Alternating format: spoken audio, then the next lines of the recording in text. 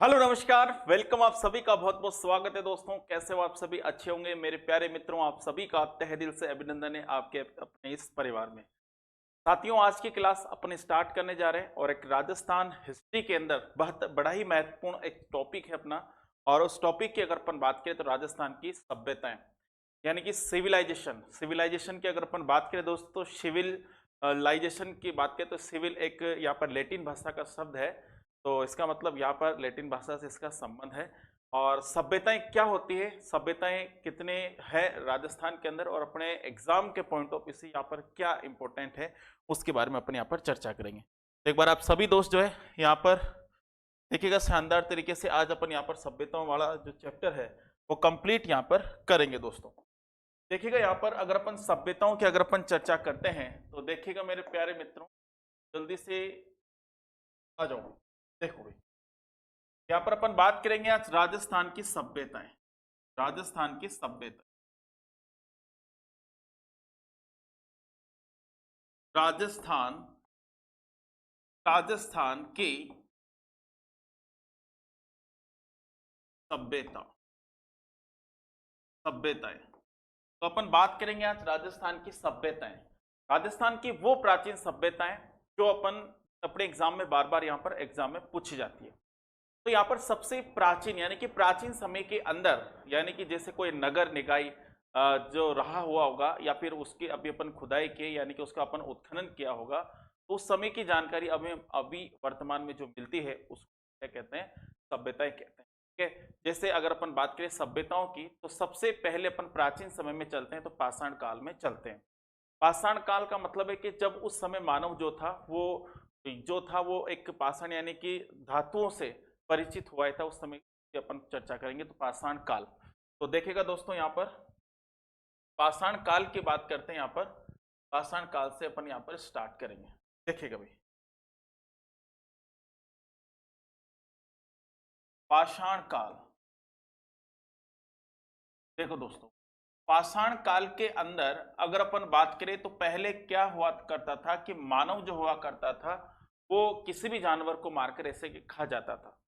जब वो किसी भी मानव को इस प्रकार से मारकर खा जाता था तो एक दिन क्या हुआ कि उसने क्या किया, कोई धातु थी और कुछ धातु की बात करें दोस्तों। हेलो, आवाज सभी के पास आ रही है?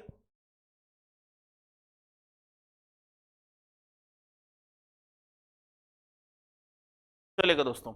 हाँ बिल्कुल क्लियर है भाई, क्लियर है सभी के पास। चलो भाई, तो यहाँ पर अगर अपन बात करें पाषाण काल की बात करें तो एक विद्वान था, सी है हेडेक। सी है हेडेक को अगर अपन बात करें तो जयपुर और एक शहर था इंद्रगढ़। इंद्रगढ़ पड़ता है अभी वर्तमान में बूंदी में। वहां पर इनको एक कुल्हाड़ी प्राप्त हुई थी। क्या प्राप्त हुई थी? कुल्हाड़ी प्राप्त हुई थी। और अगर मैं बात करूं सैटन कार यापन, ये जो कुल्हाड़ी थी, कुल्हाड़ी की अगर अपन बात करें दोस्तों तो एक ऐसा उपकरण था जिससे उस समय यहाँ पर सबसे पहले यूज किया गया दोस्तों। पाषाण काल के अंदर जो प्रमुख केंद्र थे पाषाण काल के वो एक बागोर था। और बागोर की अगर अपन बात करें तो बागोर यह भीलवाड़ा जिले के अंदर कोठारी नदी के किनारे बसता है। और बागोर जो सभ्यता है वो बड़ी इंपॉर्टेंट है और आपके एग्जाम के अंदर बड़ी पूछी जाती है। तो यहाँ पर अगर अपन बात करें राजस्थान की सभ्यताओं के अंदर और सभ्यताओं में, तो पाषाण काल के अंदर जो सभ्यताएं विकसित हुई थी अपन यहाँ पर चर्चा करेंगे। तो पाषाण काल में जो सभ्यताएं विकसित उसको जो अपन पढ़ेंगे वो बात करेंगे दोस्तों बागोर सभ्यता।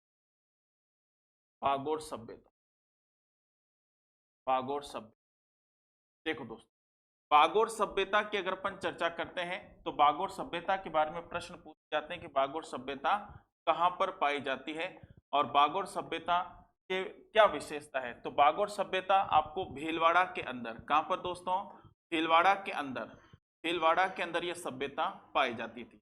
देखो दोस्तों, ये जो जितनी भी सभ्यताएं हुआ करती थी ये किसी न किसी नदी के किनारे आपको मिला करती थी, क्योंकि इन सभ्यताओं के अंदर जो लोग रहते थे उनको पानी की जरूरत पड़ती थी और पानी का जो एक स्रोत हुआ करता था इंपॉर्टेंट वो हुआ करता था रिवर्स। और नदियों के किनारे ही आपको लगभग सारी की सारी सभ्यताएं विकसित हुई। तो ये भीलवाड़ा के अंदर कोठारी नदी के किनारे ये सभ्यता विकसित। यहाँ पर अगर अपन बात करें भीलवाड़ा के अंदर ये जो सभ्यता है ये सभ्यता कोठारी नदी के किनारे, कोठारी नदी, तो कोठारी नदी है, नदी के किनारे ये सभ्यता विकसित होती है। अब देखो दोस्तों, यहाँ पर कोठारी नदी किनारे, यह कोठारी नदी किनारे भीलवाड़ा के अंदर सभ्यता विकसित हुई और इसे राजस्थान की प्राचीन सभ्यताओं का पालन कहा जाता है, पालना कहा जाता है। ठीक है भाई, यहाँ पर ये जो सभ्यता है इसके उत्खननकर्ता कौन थे? जैसे यहाँ पर अगर मैं वीरेंद्र नाथ मिश्र की अगर अपन चर्चा करें तो वीरेंद्र नाथ मिश्र जो है इस सभ्यता के क्या हुआ करते थे? उत्खननकर्ता हुआ करते थे। बिल्कुल भाई, बहुत बढ़िया। चले दोस्तों, तो यहाँ पर अगर अपन बात करते हैं तो इसके बारे में आपसे प्रश्न पूछे जा सकते हैं कि इस सभ्यता के उत्खननकर्ता कौन थे। देखो भाई, इस सभ्यता की अगर अपन बात करें तो इस सभ्यता के उत्खननकर्ता की बात करें, उत्खननकर्ता कौन थे? उत्खननकर्ता उत्खननकर्ता की अगर अपन चर्चा करें तो इस सभ्यता के उत्खननकर्ता यानी कि जो खोदकर निकाला गया, इस सभ्यता की जो खोज की गई वो वीरेंद्र नाथ मिश्र थे। कौन थे दोस्तों? वीरेंद्र नाथ मिश्र की अगर अपन बात करते हैं, वीरेंद्र नाथ मिश्र की अगर अपन बात करें तो वीरेंद्र नाथ मिश्र के द्वारा इसका उत्खनन किया गया भाई। इसके बाद अगर मैं बात करता हूं तो इस सभ्यता को, मैंने अभी आपको कहा कि इस सभ्यता को यहाँ पर प्राचीन सभ्यताओं का पालना कहा जाता है। देखो दोस्तों, यहाँ पर यह भी इंपॉर्टेंट बात है, तो एक संज्ञा दी गई, इस सभ्यता को एक संज्ञा दी गई और संज्ञा क्या दी गई? इसको संज्ञा ये दी गई, सभ्यता है, इस सभ्यता को कहा गया प्राचीन सभ्यताओं का पालना। यहाँ पर अगर अपन बात करते हैं प्राचीन सभ्यताओं का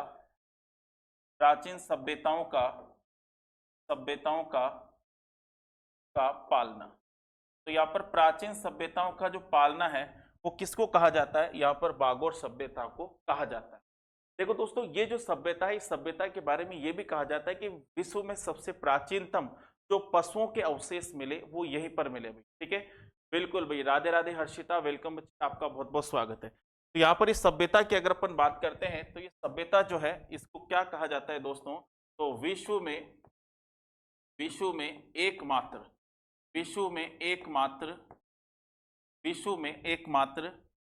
जो पशुपालन के अवशेष मिले, पशुपालन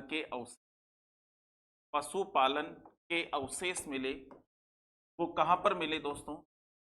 अवशेष मिले तो वो आपकी भागोर सभ्यता के अंदर मिले। तो विश्व में एकमात्र पशुपालन के अवशेष यहाँ पर देखने को मिलते हैं, कि अगर अपन चर्चा करते हैं दोस्तों, देखेगा भाई। इसके बाद अगर अपन बात करें तो इसके ये जो भागोर सभ्यता है, इस भागोर सभ्यता के अंदर साक्ष्य क्या मिले? जैसे लघु पाषाण के उपकरण मिले, पशुपालन के अवशेष मिले, कृषि के अवशेष मिले, तांबे के छेद वाली सुई यहाँ पर मिली भाई। ठीक है भाई, प्रियंका वेलकम भाई, आपका बहुत बहुत स्वागत है भाई। ठीक है, तो यहाँ पर अगर अपन बात करें दोस्तों तो यहाँ पर साक्ष्य क्या मिले? साक्ष्य की अगर अपन चर्चा करते हैं, साक्ष्य कौन कौन से यहाँ पर साक्ष्य प्राप्त होते हैं, यानी कि समय के, अभी अपन कह सकते हैं साक्ष्य का मतलब क्या क्या यहाँ पर सबसे पहले ऐसी चीजें मिली या फिर क्या क्या यहाँ पर सबूत मिले। तो साक्ष्य की अगर अपन बात करते हैं तो साक्ष्य यहाँ पर क्या मिले? तो साक्ष्य की अगर अपन चर्चा करें तो दोस्तों यहाँ पर साक्ष्य क्या क्या मिले? जैसे यहाँ पर मिले दोस्तों, यहाँ पर लघु पाषाण उपकरण, लघु पाषाण उपकरण की बात करते हैं, लघु पाषाण उपकरण। ठीक है, तो यहाँ पर क्या मिले? लघु पाषाण उपकरण यहाँ पर मिले, उपकरण। तो लघु पाषाण उपकरण, यहाँ पर लघु पाषाण उपकरण मिले। इसके बाद अगर अपन चर्चा करते हैं दोस्तों, यहाँ पर और क्या चीजें मिली? जैसे पशुपालन मिले। ठीक है भाई, गुड आफ्टरनून बच्चों, आप सभी का बहुत बहुत स्वागत है। यहाँ पर एक पशुपालन के साक्ष्य मिले थे, पशुपालन के साक्ष्य भी यहाँ पर मिले दोस्तों, ये आपको ध्यान रखना है।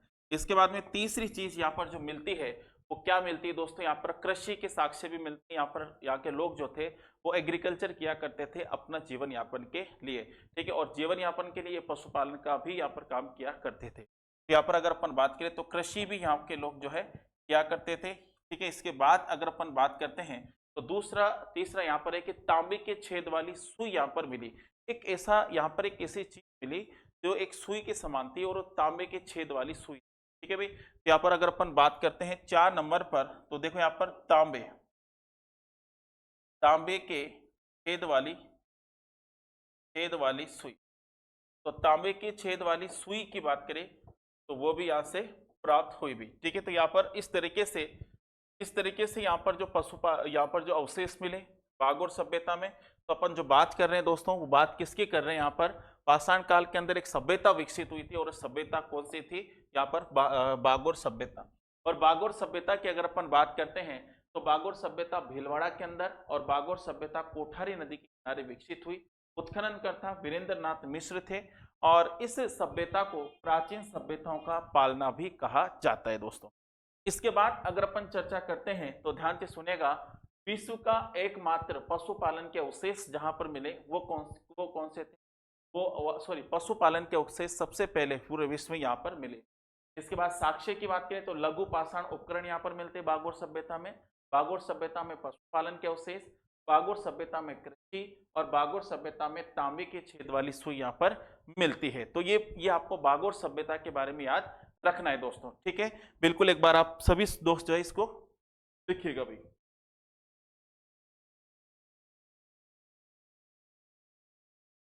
इसी प्रकार से यहां पर पाषाण काल के अंदर एक सभ्यता और विकसित हुई थी, और उस सभ्यता की बात करें तो वो है दोस्तों तिलवाड़ा सभ्यता।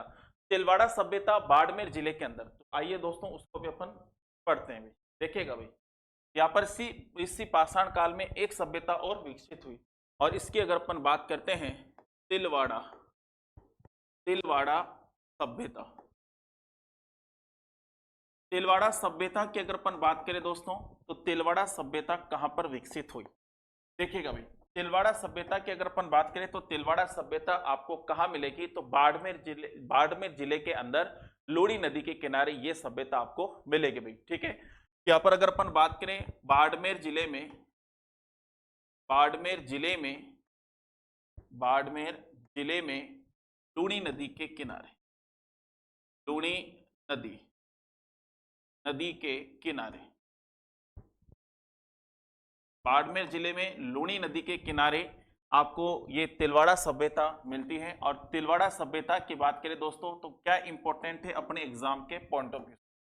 देखो यहाँ पर इतिहास के अंदर ऐसी चीज आपको मिलेगी, आप पढ़ते जाओ, इतिहास के अंदर पढ़ते जाओ, लेकिन अपन जो चर्चा करेंगे दोस्तों अपने एग्जाम के पॉइंट ऑफ व्यू से, अपने एग्जाम में किस तरीके से प्रश्न पूछे जाते हैं, कौन कौन से प्रश्न जाते हैं, उनके ऊपर अपन चर्चा करेंगे भाई, ठीक है। तो यहां पर आपसे पूछा जा सकता है कि तिलवाड़ा जो सभ्यता है, इस तिलवाड़ा सभ्यता के उत्खननकर्ता कौन थे, तो यहाँ पर तिलवाड़ा सभ्यता के उत्खननकर्ता भी वीरेंद्र नाथ मिश्र जी थे।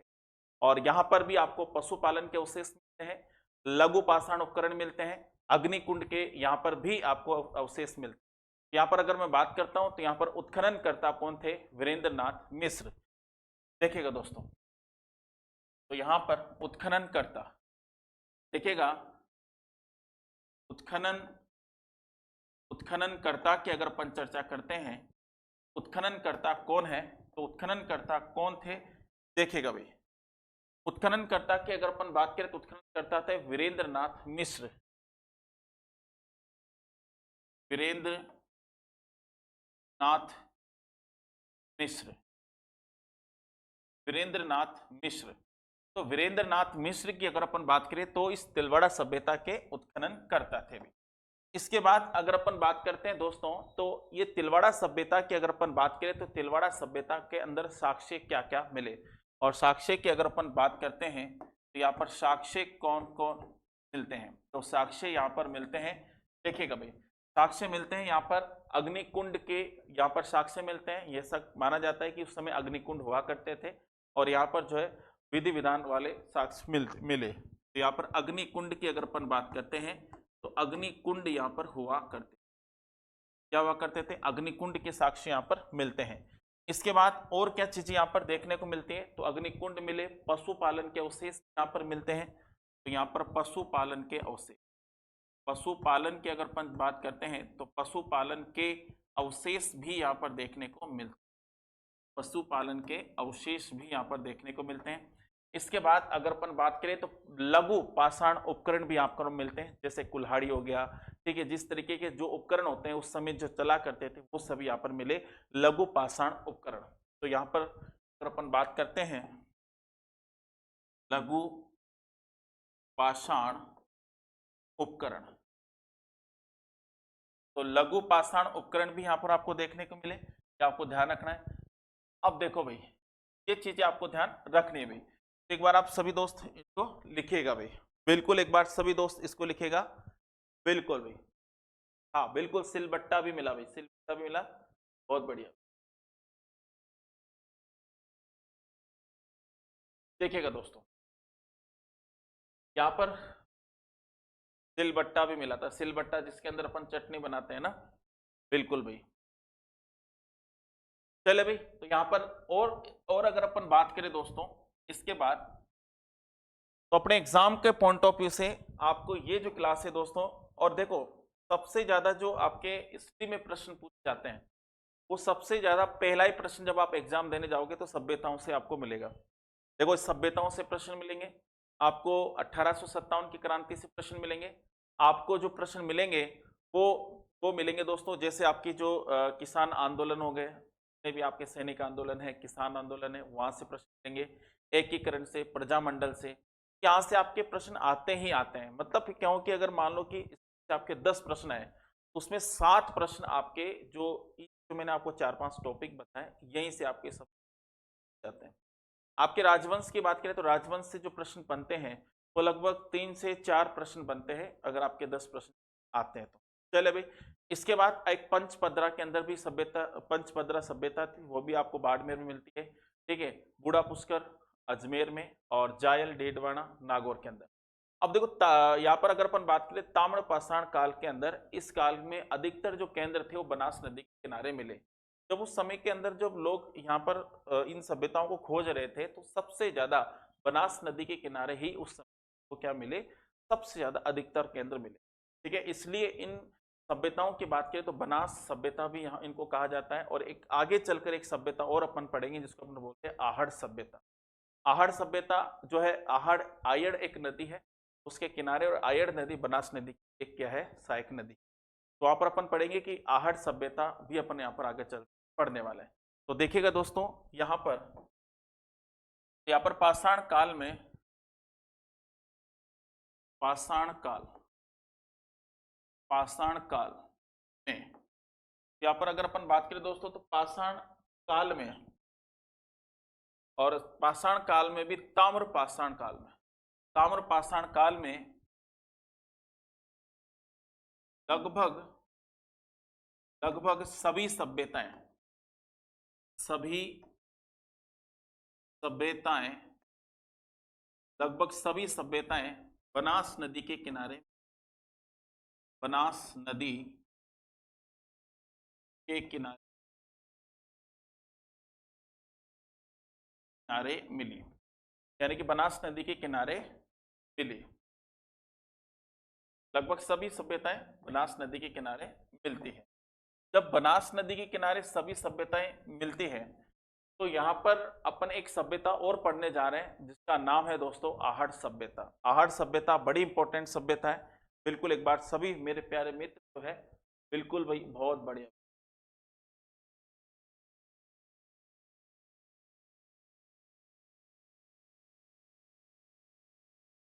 चलो भाई, तो यहाँ पर एक सभ्यता को अपन यहाँ पर पढ़ेंगे, और वो सभ्यता कौन सी है दोस्तों, तो वहां पर सभ्यता अपन जो पढ़ने जा रहे हैं वो कौन सी पढ़ेंगे, आहड़ सभ्यता। देखो भाई,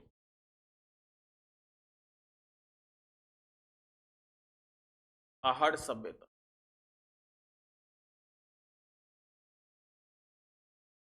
आहड़ सभ्यता। देखो भाई, आहड़ सभ्यता की अगर अपन बात करें, आहड़ सभ्यता की अगर अपन चर्चा करें तो आहड़ सभ्यता कहां पर थी, तो आयड़ या बेड़स नदी के किनारे उदयपुर जिले में ये आपको मिलेगी। तो देखो दोस्तों,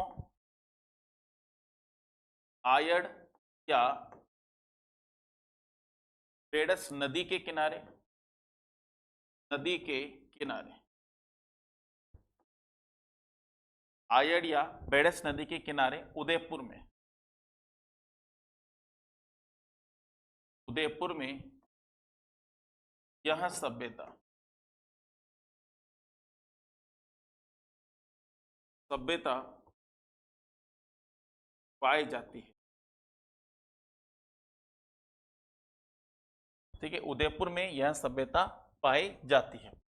अब देखिएगा दोस्तों, यहाँ पर अगर इस सभ्यता की अगर अपन बात करें तो ये सभ्यता की खोज किसने की थी, तो आहड़ सभ्यता की खोज जो की थी वो रतन चंद्र अग्रवाल जी ने की थी भाई। यहाँ पर आहड़ सभ्यता की अगर अपन बात करते हैं, खोज किस, यहाँ पर आपसे पूछे खोज किस, तो रतन चंद्र अग्रवाल जी ने। देखिएगा दोस्तों, यहाँ पर रतन चंद्र अग्रवाल, तो रतन चंद्र अग्रवाल की अगर अपन बात करें तो रतन चंद्र अग्रवाल जी ने यहाँ पर आहड़ सभ्यता की खोज करी। अब देखो, आहड़ सभ्यता के अगर अपन बात करें तो इसका प्राचीन नाम जो था वो आघाटपुर या फिर यहाँ पर आठपुर था। ठीक है भाई, यहाँ पर अगर अपन बात करें इसका प्राचीन नाम, तो इसका प्राचीन नाम अगर आपसे पूछ ले तो आप क्या बताओगे? प्राचीन नाम, प्राचीन नाम। तो प्राचीन नाम की अगर अपन बात करें दोस्तों, यहाँ पर प्राचीन नाम आप बता सकते हो आघाटपुर, यानी कि इसको कहा जाता था आघाटपुर, आघाटपुर, एक तो इसको कहा जाता है आघाटपुर, ठीक है, एक नाम तो, और दूसरा नाम इसको कहा जाता है, क्या कहा जाता है दोस्तों? यहाँ पर आठपुर, आठपुर, आघाटपुर या फिर आठपुर भी इसको कहा जाता है। देखो, इसका जो स्थानीय नाम था तो यहाँ पर धूलकोट की सभ्यता भी इसको कहते हैं, क्योंकि इसके अंदर जो हाँ बिल्कुल भाई, बहुत बढ़िया, 1956 में। तो इस सभ्यता की बात करें तो इस सभ्यता को स्थानीय नाम में धूलकोट भी कहा जाता था। धूलकोट किसको कहते थे? यहाँ पर जो अन्न के भंडार मिलते थे तो धूलकोट कहा जाता था, उस समय धूलकोट की सभ्यता के नाम से जाना जाता है। तो देखो दोस्तों, यहाँ पर इसको सभ्यता को धूलकोट की सभ्यता भी कहा जाता है। इस सभ्यता को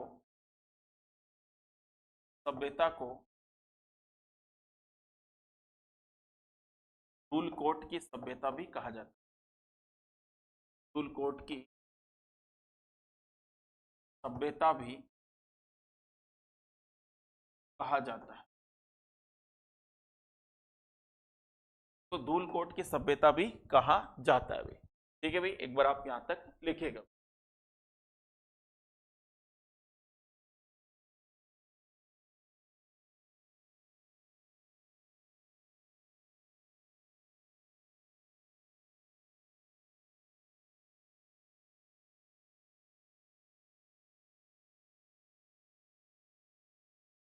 चलो भाई, तो देखिएगा दोस्तों, यहाँ पर जो इंपॉर्टेंट बार बार प्रश्न पूछे जाते हैं, जैसे अगर अपन बात करें उत्खननकर्ता कौन थे, ये उत्खननकर्ता एक तो अक्षय कीर्ति व्यास थे, आर.सी. अग्रवाल थे, ठीक है, रतन चंद्र अग्रवाल, हसमुख धीरज सांकलिया और वीरेंद्र नाथ मिश्र।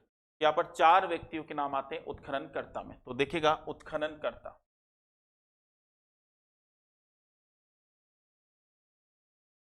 उत्खननकर्ता, उत्खननकर्ता की अगर अपन बात करें, उत्खननकर्ता कौन थे?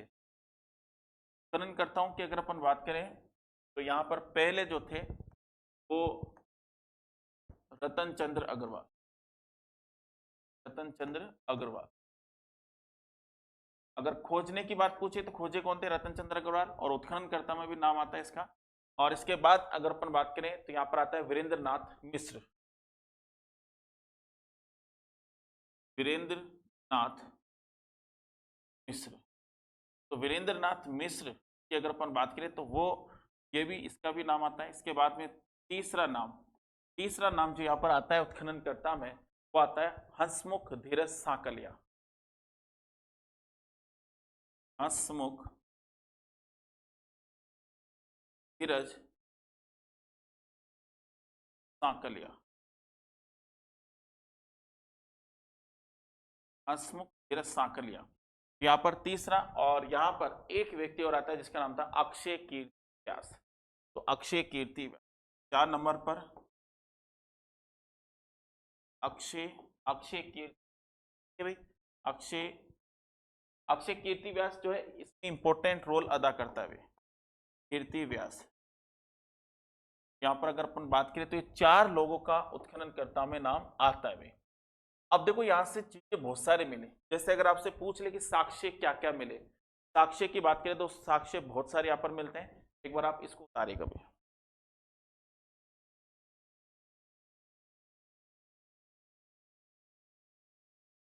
देखो दोस्तों, अगर आपसे पूछ लिया जाए कि ये जो सभ्यता है आहड़ सभ्यता के अंदर साक्ष्य क्या क्या मिले, तो देखिएगा दोस्तों, साक्ष्य की अगर अपन बात करते हैं, यहाँ पर साक्ष्य क्या क्या मिलते हैं।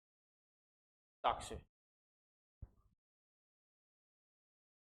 साक्ष्य तो दोस्तों साक्ष्य की अगर अपन बात करें तो जैसे यहाँ पर साक्ष्य क्या क्या मिलते हैं। देखो भाई, यहाँ पर सबसे पहले तांबे की भट्टियां मिलती है। ठीक है भाई, तांबे की भट्टियां मिलती है, इसके कारण इस सभ्यता को ताम्रवती नगरी कहा जाता है। यहाँ पर क्या मिलती, तांबे की भट्टियां, तांबे की, तो तांबे की जो भट्टियां मिलती है इस वजह से इसको क्या कहा जाता है, भट्टियां। यहाँ पर तांबे की भट्टियां मिलती है, इस कारण कारण इस सभ्यता को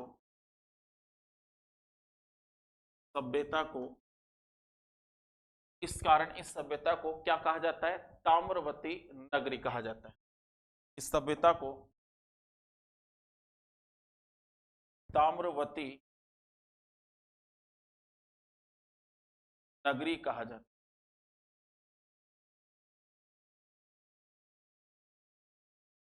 इसको क्या कहा जाता है, ताम्रवती नगरी कहा जाता है। इसके बाद अगर अपन बात करते हैं और क्या क्या चीज यहाँ पर मिलती है, जैसे यहाँ पर मिलते हैं दोस्तों काले और लाल मृद भांड, तो अपन गोरे व कोट कोट भी कह सकते हैं, गोरे या कोट भी कह सकते हैं। यहाँ पर काले व लाल मृद भांड क्या कहा जाता है, काले काले, या फिर यहाँ पर क्या क्या मिले, लाल मृद भांड, लाल मृद भांड, काले या लाल मृद भांड। ठीक है भाई, ये जो काले या लाल मृद भांड है इसको गोरे या कोट भी कहा जाता है। क्या कहा जाता है, गोरे या कोट भी कहा जाता है, कोट भी कहा जाता है। इसके बाद यहाँ पर जो साक्ष्य मिलते हैं, इसके बाद यहाँ पर जो साक्ष्य मिलते हैं कि अगर अपन बात करें दोस्तों तो यहाँ पर 6 चूल्हे मिले। 6 चूल्हे मिलने का ये कारण था कि भाई 6 एक ही घर के अंदर अगर 6 चूल्हे हों तो इससे ये पता चलता है कि यहाँ पर संयुक्त परिवार रहा करता था, सामूहिक भोजन वो लोग करते थे एक जगह पर। यहाँ पर 6 चूल्हे मिले भाई, 6 चूल्हे मिले, 6 चूल्हे मिलते हैं। इससे क्या पता चलता है कि एक सामूहिक परिवार यहाँ पर रहा करता था, सामूहिक सामूहिक परिवार, सामूहिक परिवार यहाँ पर रहा करता था, यानी कि यहाँ पर जो है एक बड़ा परिवार रहा करता था एक साथ। और 2 मुंह वाला चूल्हा था, चूल्हा भी कैसा था, 2 मुंह वाला। ये जो चूल्हे थे, चूल्हों की बात करें तो चूल्हे 2 मुंह वाले चूल्हे तो 2 मुंह वाले यहाँ पर चूल्हे यहाँ पर मिले भाई। ठीक है भाई, इसके बाद अगर अपन बात करते हैं दोस्तों तो यहाँ पर एक सिलबट्टा भी मिला, सिलबट्टा जिसको अपन जो मिर्ची वगैरह रगड़ने के लिए काम में लेते हैं। यहाँ पर एक सिलबट्टा भी मिलता है, सिलबट्टा। ठीक है, सिलबट्टा भी यहाँ पर मिला। जैसे यहाँ पर और क्या मिले, जैसे बिना हत्थे के जलपात्र मिले, ईरानी सभ्यता के से की ये जानकारी मिलती है। देखो दोस्तों, ईरानी सभ्यता में भी सेम बिना हत्थे के जलपात्र मिले, तो यहाँ पर भी मिले थे। इस वजह से ये कहा जाता है कि उस सभ्यता और इस सभ्यता में क्या था, कुछ यहाँ पर सिमिलर था। तो बिना हत्थे के जलपात्र यहाँ पर मिले, बिना हत्थे के जलपात्र, बिना हत्थे के जलपात्र। और सेम ऐसे ही जलपात्र कहाँ मिले थे, यूनानी सभ्यता में। ऐसे जलपात्र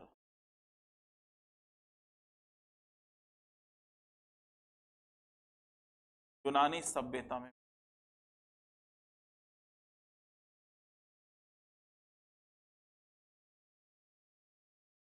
सेम ऐसे ही जलपात्र कहां पर मिले थे, यूनानी सभ्यता के अंदर मिले थे भाई। ठीक है भाई, हाँ बिल्कुल यहाँ पर लिखिएगा भाई।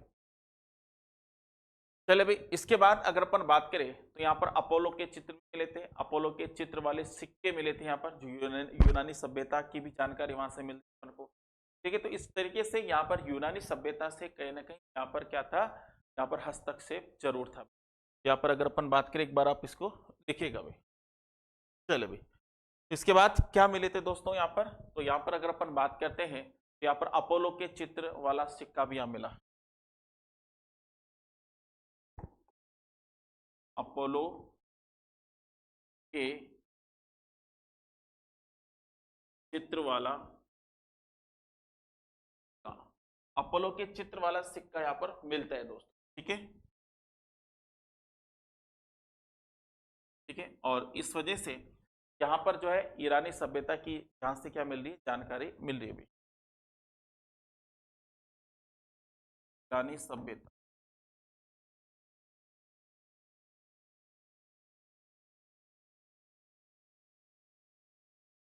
जानकारी, ईरानी सभ्यता के यहाँ पर जानकारी मिलती है भाई। के बाद अगर अपन चर्चा करें दोस्तों, तो यहाँ पर रंगाई छपाई उद्योग का काम भी हुआ करता था। रंगाई छपाई उद्योग देखिएगा, रंगाई छप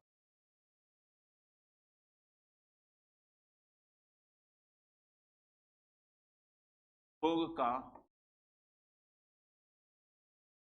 काम था। ठीक है, रंगाई छपाई उद्योग का क्या होता था, यहाँ पर काम होता था भाई। ये आपको ध्यान रखना भी।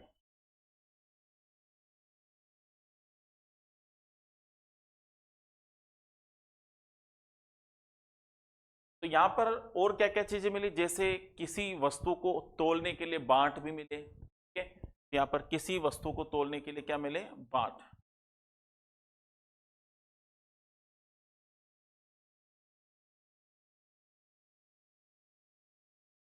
किसी वस्तु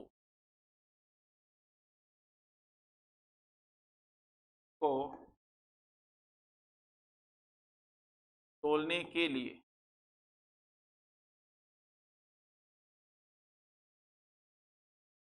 बांट मिले।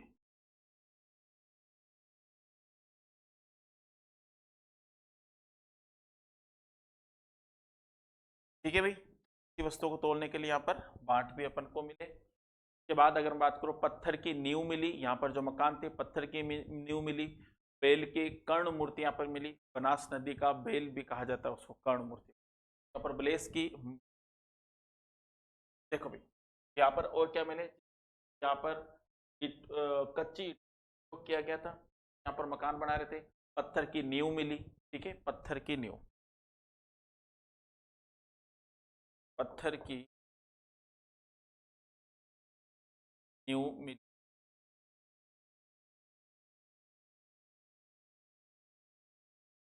पत्थर की नींव भी मिली। के बाद अगर अपन बात करें दोस्तों, यहाँ पर सौ के साथ आभूषण मिले। यहाँ पर सौ हुआ करते थे, उनके साथ जो मर जाते थे लोग, उनके साथ आभूषण दफना दिया करते।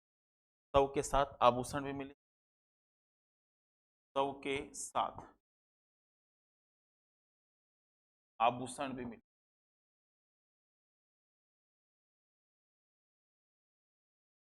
आभूषण भी मिले। तो सौ के साथ आभूषण भी मिले। के बाद ईंटों की मजबूती के लिए क्वार्ट का प्रयोग किया गया। क्वार्ट, क्वार्ट का प्रयोग किया गया। यहाँ पर अगर अपन बात करें ईंटों की मजबूती के लिए, ईंटों की मजबूती के लिए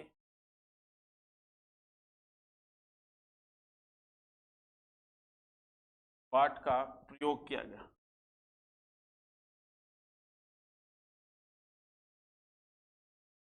प्रयोग किया गया, प्रयोग किया गया भाई। ठीक है भाई, प्रयोग किया गया भाई, ये आपको ध्यान रखना है भाई। चले भाई, ठीक है भाई, ये आपको ध्यान रखना है। बाद अगर अपन बात करते हैं तो यहाँ पर देखिएगा, पत्थर की नींव मिली।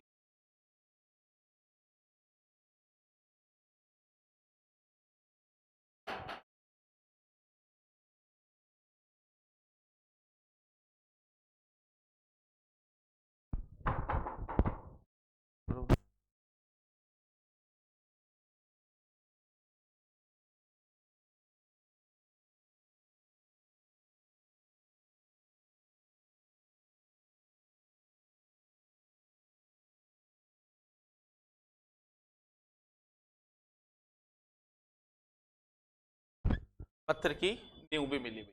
ठीक है भाई, ये देखो शव के साथ जो आभूषण रखा करते थे, जैसे कोई मर जाता था तो उसके साथ उसको आभूषण को भी दफना दिया जाता था। इसका प्रमुख कारण था कि यहाँ पर पुनर्जन्म पर विश्वास किया गया, यानी कि आके लोगों को ये विश्वास था कि अगर किसी शव के साथ अगर अपन आभूषण को भी दफना देते हैं तो उसका पुनर्जन्म हो जाएगा, तो ये पुनर्जन्म पर एक विश्वास रखा करते थे। ठीक है भाई, तो ये थी आज अपनी अपनी क्लास, और इसके बाद अपन नेक्स्ट यानी कि कल क्लास करेंगे। तब तक के लिए धन्यवाद। जय हिंद, जय भारत।